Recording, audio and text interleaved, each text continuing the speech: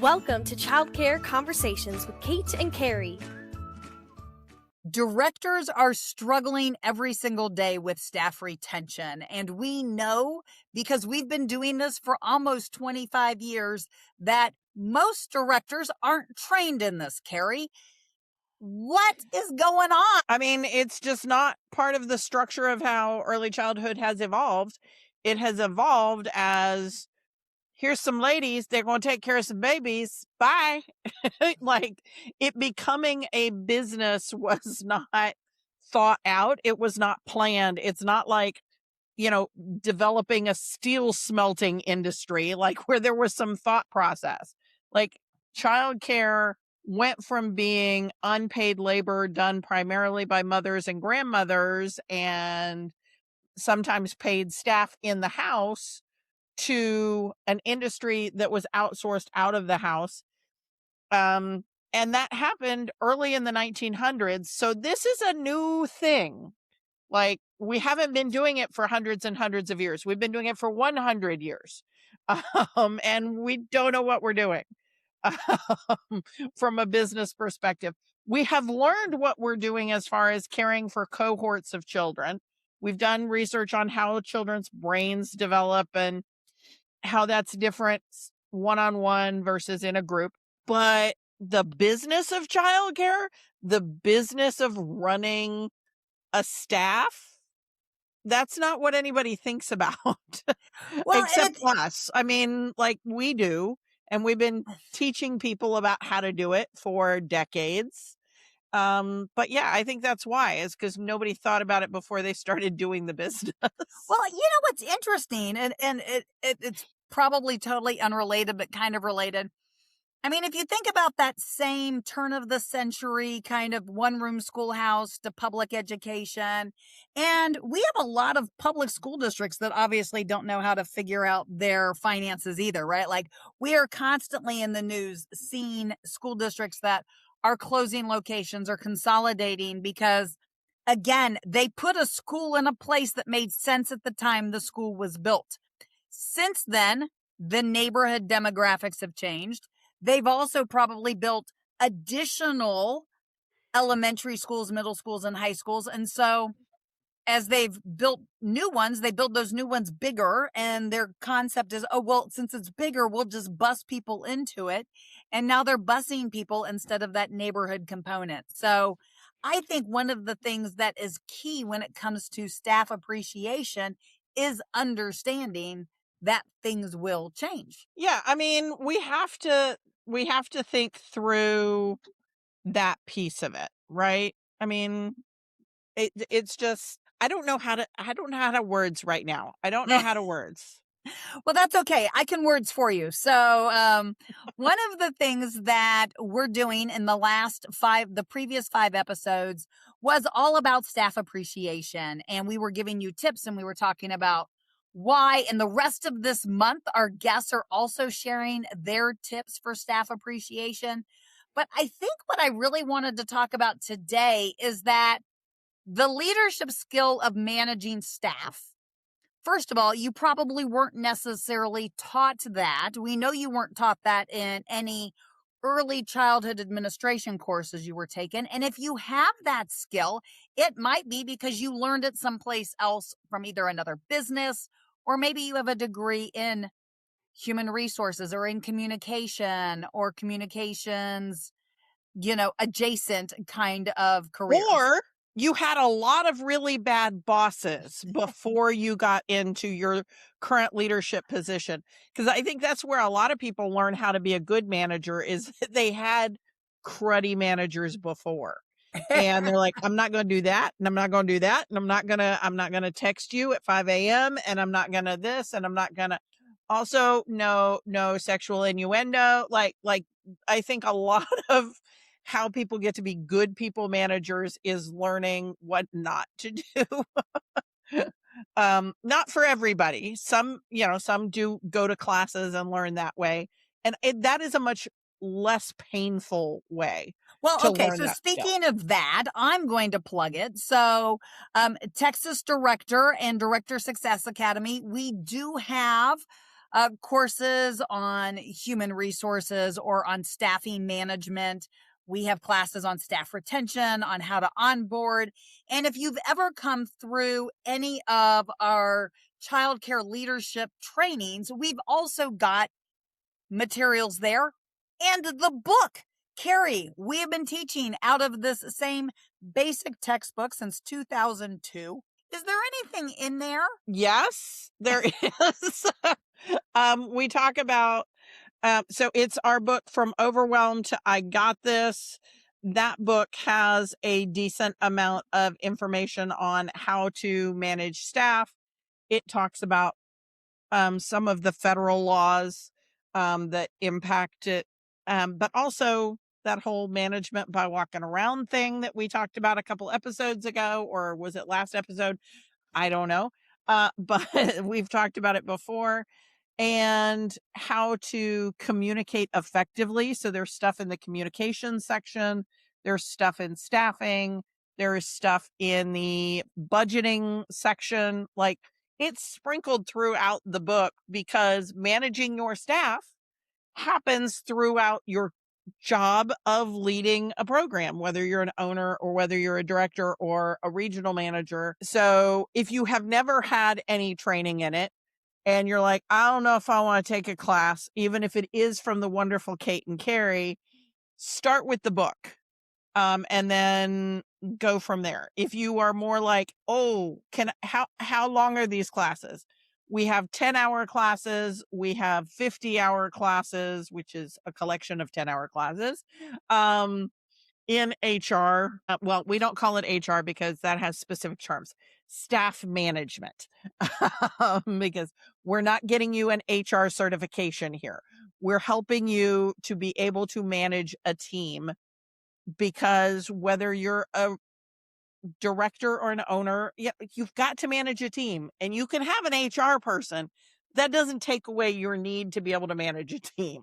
You know, that is a great point. And why don't we touch on that just a tad? Okay. So here's what I want to really have us talk about is that sometimes leadership is way more than who you hire or who you manage. Appreciation is way more than who you hire and who you manage. And sometimes that tip of, what is the one thing that you remember from having that bad manager really is what makes you into being a good manager. So, Carrie, what is something from a bad manager that you experienced at one point in time that kind of has framed your I know we talked about the book that inspired you and the walking around philosophy, but what about just, did you have a boss that didn't show appreciation well that you learned something from? Well, the first thing that popped into my head was sexual harassment. And so I don't sexually harass any of my staff. And I never have, because that was something that I had from a previous boss. Other things, I had managers who it was very clear when they were assigning schedules that they had personal preferences. And so they had preferential treatment. And since it was the same boss that did the sexual harassment, I think it had something to do with who responded in what way to those overtures. I also had bosses who yelled. Okay, so I had good bosses. Let's talk about a lot those, of good bosses. Let's talk about those too. The volume of a manager or how you come across. So again, not that every staff person's going to be awesome, and you absolutely have to have difficult conversations with staff at different times. So your volume, right? So the yelling or not yelling, especially in early childcare, right? If you are yelling in front of coworkers, in front of children, or in front of parents, that's never going to be a good thing. And you also brought up another one, which is that preferential treatment. And that I know we have seen in early childhood. And sometimes it's because we've hired a family member or a friend and we want them to be able to work when you're working, or maybe you know these two staff get along really, really well, so they're always going to be on shift together. Now, how does a new director or somebody who's new to managing staff, how can they look at maybe objectively whether or not they are showing some preferential treatment and why that is something to be aware of that maybe you're doing when it comes to staff appreciation? I mean, I think reframing anytime you've got a conflict and go, okay, if this was, you know, Sue Lynn and Susan, I don't know, they're all S's today. So if Sue Lynn was the one bringing the question, would I respond differently than I responded when Susan asked? Because Sue Lynn is your favorite. Would you have responded differently if she'd brought you that question? And so having in your head, like, I'm not saying you can't have people you like better than other people. There are people I don't like a whole lot that I've had to work with sometimes for decades. And Hey, it's not you, it's somebody else. But, um, you know, you can know that you have an easier time working with person A than person B, but you cannot give them better treatment because you get along with them better. That's not fair. And that's not just because I'm a middle child. That's also legal. Like, legally, it's not okay to treat the person that you get along with better than the person you don't get along with. That's discrimination. And it's not one of the big 7 discrimination, but if they can show that you showed preferential treatment to other employees, you can end up being party to a lawsuit, which is not fun times. So you've got to occasionally, when you're having, especially if you're having an emotional response to something that was brought to you or a behavior you saw, positive or negative, think about, would I have this same reaction if it was another member of staff? I think that, ooh, my emotions have been triggered. Let me do a quick audit, I think is a good habit to get into. I mean, it's a pain in the neck and life would be easier if we didn't have to do it. But unfortunately, we are illogical beings and we need to check on that occasionally. Because we don't want to get into trouble and we don't want to treat people unfairly. Absolutely. So we are not in any way, shape, or form trying to scare you when it comes to staff appreciation. We just want you to remember that you can't do something for some staff and not do something for other staff. So if you are an organization that celebrates birthdays or work anniversaries or any of those things, you have to remember to do that for everybody. And you have to set a budget, and you have to set a budget you can afford so that you can do it for everybody. Because if you are doing something different, even if it's based on position, you can't do something different for your lead teacher than you might do for an assistant teacher, or something that you might do for a director versus maybe your van driver for your school age programs, right? So you can't do it based on part-time versus full-time. Like, you have to have the appreciation equality across the board. Now, you have to be able to document this in some way. So I know that one of the very first things we talked about was understanding how people like to be appreciated. Well, if you're like, but you told me that some people don't like gifts and some people do, and that some people like quality time, you still have to kind of have an idea how much money things are costing. So if you are spending $20 on, movie tickets with some people and $5 on candy for other people, that may come across as preferential treatment. Would you say, Carrie? Yeah. And so give them more candy.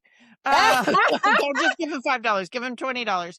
But also, if it's that quality time piece and it is that you are going out to coffee with the staff member who quality time is how they feel appreciated, go out to coffee, because that's roughly equivalent to the $20 in movie tickets. You're not going to go take them out to a steak dinner. This person gets a steak dinner and this person gets, their favorite Three Musketeer bar. I don't think so. That is not equivalent in anyone's mind, and it's going to be perceived as favoritism, and you're going to lose staff over it. And you Okay, could Carrie, end up in a, I'm not going to nasty do anything for situation. anybody anymore. Okay, well then you're going to have a hard time keeping staff because you're in a caregiving industry. And even in non-caregiving industries, unless you're only going to hire people with a specific personality trait and specific brain structure, you're going to have to, do some appreciation. And I don't care what anybody says. Everyone wants some kind of appreciation. Some of them say they just want a bigger paycheck, but they're lying to you. That is not true. People want to hear or see or feel from you that you appreciate their work. If you want employees that you don't have to appreciate, AI before it becomes sentient. You can't have, the Arnold Schwarzenegger from the second Terminator movie. You got to get Terminator 1 kind of AI. You can't have Terminator 2 kind of AI. Because Terminator 1 did not need any positive reinforcement. We need this kind of everybody else needs reinforcement. Your tomato plant needs reinforcement. Come on. We've got to give people positive reinforcement for what they're doing.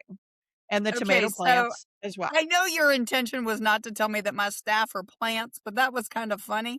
So I mean, a lot of, I think, the foundation. So in our childcare leadership infrastructure framework, for the last 25 years, Carrie and I have been talking about know yourself, know your business, know your program, know your community.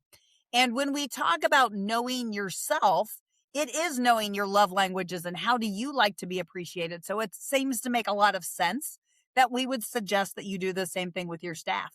But as you get to know your business, which includes your staff, it's your largest expense. Yeah, you better include them.